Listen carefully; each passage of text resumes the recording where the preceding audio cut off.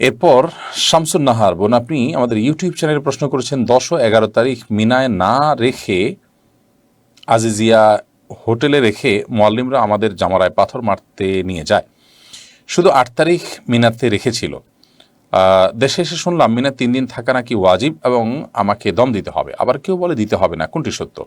বোন শামসুন নাহার, মিনায় আইয়ামে তাশরিকের রাতগুলো যাপন করা এটা হানাফি মাযহাব অনুযায়ী সুন্নাহ, আর অন্যান্য ওলামা ইকরামের মতে, অন্যান্য ইমামদের মতে এটি ওয়াজিব।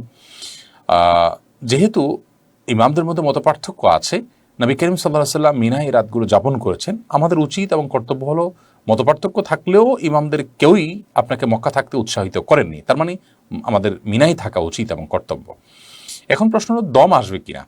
যদি আপনি হানাফি থট ফলো করে থাকেন তাহলে হানাফি থটের আলোকে দম আসবে না, কিন্তু অন্যান্য ওলামাদের মতে দম এসে যাবে, কারণ আপনি ওয়াজিব তরক করেছেন।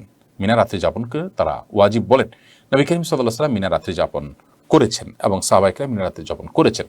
আমাদের হাজী সাহেবরা যারা যেয়ে থাকেন দেশ থেকে, তাদের বড় একটা অংশ মক্কায় থাকেন, কারণ মিনা রাত্রি যাপন করাটা একটু কষ্টের।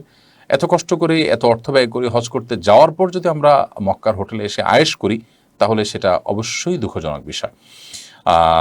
আমাদের উচিত হবে মিনা রাত্রি যাপনের পরে আরও আন্তরিক হওয়া এবং সচেষ্ট হওয়া।